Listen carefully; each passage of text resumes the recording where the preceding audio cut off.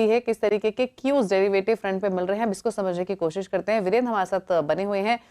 Virendra, good morning. पहले तो Nifty की बात कर लेते हैं। सेंटिमेंट्स तो सबड्यूड है और चार्ट्स पर वो दिख भी रहे हैं। अगर हम डेटा को रीड करें तो अब सपोर्ट कहाँ दिखाई दे रहा है, कौन से लेवल्स इंपॉर्टेंट रहेंगे? जी दीपाली, गुड मॉर्निंग। पहले देखिए, कल के सेशन में थोड़ा सा मैप करूंगा। कल हमारी अप्रोच क्या थी, फाइनली क्या हुआ। कल क्लियरली बोला था कि 680 726 पहला बेसमैन एक बाय ट्रेड के लिए काम करेगा। निफ्टी आया फर्स्ट हाफ में, उस बेस को रिस्पेक्ट की, डे हाई पे गया। और दीपाली एग्जैक्टली 12 बजे जो स्टैट्स थे उसमें पुट राइटर्स के पास कोई कन्विक्शन नहीं था मिड डे के उस अपर स्विंग में। क्लियरली 12 बजे कहा पुट राइटर्स के कन्विक्शन नहीं है, ये मार्केट कोलैप्स होगा, और हुआ। 12 बजे एग्जैक्टली स्टैट्स में था ये। Same is the case with Nifty bank. 52,000 पे एग्जैक्टली वो हाई था, falling 20 and 50 day exponential average. Put writers पे कोई कन्विक्शन नहीं था, सिर्फ आईसीआईसीआई बैंक और एचडीएफसी बैंक डिलीवर कर रहे थे। क्लियरली कहा ये कोलैप्स होगा, बुक कीजिए। डीलों पे क्लोज हुए। कल की हमारी समरी में क्लियरली मेंशन था दीपाली कि हमारे पास जो लास्ट एज है दैट्स 23680 200 डे एक्सपोनेंशियल एवरेज, इसके नीचे कोई सपोर्ट वैलिड नहीं है। That's last edge on daily charts and same is the case with Nifty Bank. 51,000 और 50,900 ये लास्ट एज है, इसके नीचे कंप्लीट कोलैप्स होगा। और आप देख भी रही हैं कल के आखिरी 1 घंटे में हुआ और अभी का gift Nifty. Deepali clear message है, भले ही थोड़े वॉल्यूम हो या जितने भी वॉल्यूम हो, एफआईएस कंप्लीटली सेल मोड में है। स्टैट्स आपकी स्क्रीन पे आएंगे और अगर आप कल के उनके स्टैट्स को देखें, कोई आई थिंक रिलीफ नहीं है। 2,000 करोड़ रुपए की close to I think 200 precisely it's 1893 crore की सेलिंग। 2174 करोड़ रुपए का उन्होंने डीआईएस ने माल खरीदा।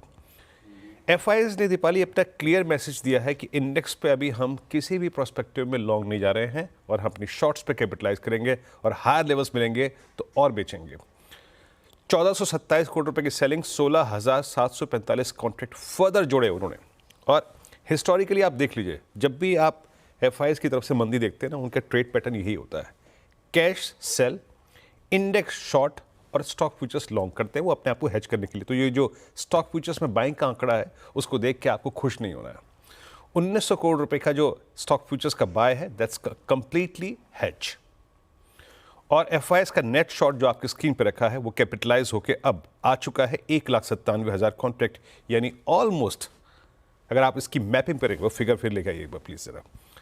21 नवंबर जिस दिन हमने वो करीब 23,275 का लो देखा था, एफआईएस के नेट शॉर्ट्स कैपिटलाइज होके ऑलमोस्ट अब उस जोन में आ चुके हैं। सो एक क्लियर मैसेज है एफआईएस का, इट्स अ सेल। अगर आपके पास कल के शॉर्ट हैं बिलो 23,680, होल्ड इट। स्टैट्स क्या कहते हैं दीपाली? कॉल राइटर्स जो है अब वो उतर के नीचे आ गए हैं। अब उनके पास क्या है? अब आपके पास breached 200 day exponential moving average है 23,700, 800, 900 पे स्ट्रॉन्ग कॉल राइटिंग। और पुट राइटर्स के पास कोई कन्विक्शन नहीं है। और जैसे ही आप स्क्रीन को थोड़ा बारीकी से देखिए, रीड कीजिए क्या लिखा है इसमें, मैसेज क्या है। जैसे ही 200 डेमा टूटा कल, 23,500 के पुट राइटर ने अपने आप को एक एग्जिट खोजना शुरू कर दिया अपने आप के लिए।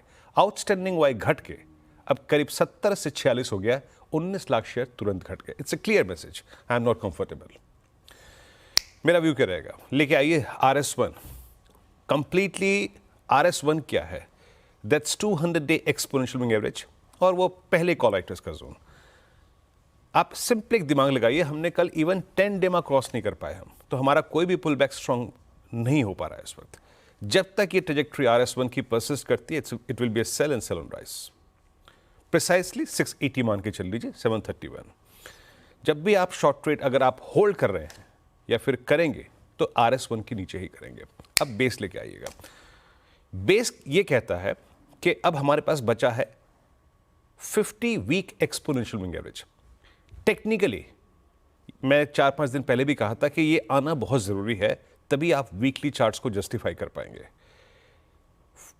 23,500, उसके बाद 429, और अगर स्क्रीन पर 429 भी टूट गया, जो कि वीकली चार्ट्स पे क्लियरली डिफाइंड है, then Deepali revisit of 23,275, that's 21 November low, उसका विजिट करना क्वाइट पॉसिबल।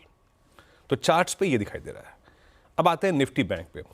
निफ्टी बैंक पे एक तो कल कोलैप्स भी आया लेटर हाफ में, 52,000 पे हमने बुक भी किया, क्लियरली कहा था कि अगर बेस 1 टूटेगा तो परेशानी बढ़ेगी।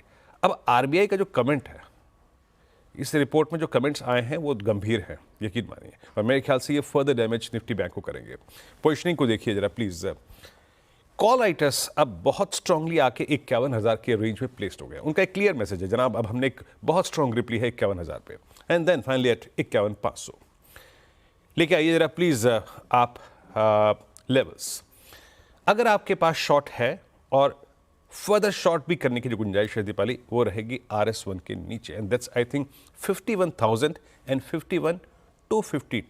ये अप्रॉक्सीमेटली जो ट्रेजेक्ट्री है ना 252, 51,000 51,252 के नीचे हमें शॉर्ट रहना है। ये अगर निकले तब हम ऊपर की बात करेंगे, बट इसके नीचे परसिस्ट करेगी वीकनेस। अब लेके आइए बेस। बेस में क्या हमें लिखना है, टारगेट करना है। बेस अगेन ठीक पैरेलली अलाइंड है निफ्टी की तरह। पहला लेवल है 200 डे एक्सपोनेंशियल मूविंग एवरेज जो कि प्लेस्ड है 436 पे। अगर ये गया तो आप समझ लीजिएगा कि आपका जो लेवल ड्यू है निफ्टी पर वो है करीब 49,968 और 772। अब वो क्या है, वो पैरेलली अलाइंड 21 नवंबर का लो। दीपाली, दोनों इंडिसेस में स्टेबिलिटी तभी आएगी जब आप उधर 23,700 या फिर इधर 51,200, इसके नीचे वीकनेस परसिस्ट करेगी। FIs completely in sell mode. Deepali, तो FIs तो कंसिस्टेंटली सेलिंग साइड पर हैं ही। अभी वीरेंद्र आपको कैश मार्केट के आंकड़े बता रहे थे, फ्यूचर्स में भी FIs का रुख नेगेटिव ही रहा है। और अगर कैश मार्केट की पर्टिकुलर बात करें तो जैसे हमने शुरुआत में देखा, लगातार 10 ट्रेडिंग सेशन उन्हें बिकवाली करते हुए हो चुके हैं और 24,000 करोड़ से ज्यादा की बिकवाली क्यूमुलेटिव बेसिस पे वो 10 सेशंस में कर चुके हैं। इंडेक्स के बेसिस पे जैसे वीरेंद्र ने क्लियरली बताया, 23,700 के ऊपर जब तक नहीं निकलेंगे, 51,200 के ऊपर नहीं निकलेंगे, तब तक मार्केट में सेंटिमेंट्स कमजोर ही रहेंगे और उसके नीचे ये सेल ऑन राइज मार्केट ही है। लेवल्स के हिसाब से आप नोट भी कर सकते हैं जो वीरेंद्र ने आपको बताया है। निफ्टी पर रेजिस्टेंस ऊपर की तरफ 23,731, 23,804 का है। वहीं अगर हम बेस देखेंगे तो ये 23,429, 23,477 के आसपास दिखाई दे रहा है निफ्टी में, जो कि 50 वेमा के आसपास है। सिमिलरली बैंक निफ्टी में देखेंगे तो यहाँ भी जैसे मेंशन किया गया 51,252 से लेकर 51,417 ये पहला रेजिस्टेंस रहेगा ऊपर की तरफ। नीचे बेस जो इंपॉर्टेंट रहेगा वो 50,558 से लेकर 50,436 पर है, जो कि 200 डेमा है, जो कि फिलहाल बैंक निफ्टी पर इंटैक्ट है। लेकिन देखना होगा, जैसे वीरेंद्र ने मेंशन किया कि जो आरबीआई की फाइनेंशियल स्टेबिलिटी की रिपोर्ट आई है उसने कंसर्न्स जाहिर किए हैं एसेट क्वालिटी को लेकर, और अगले साल जो एसेट क्वालिटी वो थोड़ी सी डिट्रॉइट हो सकती है, तो ये थोड़ी सी चिंता का विषय हो सकता है पूरे ही बैंकिंग और फाइनेंशियल स्पेस के लिए। इस पर भी करेंगे आगे चर्चा। थैंक यू वीरेंद्र ये डेटा शेयर करने के लिए। लेकिन अब फटाफट से कंचन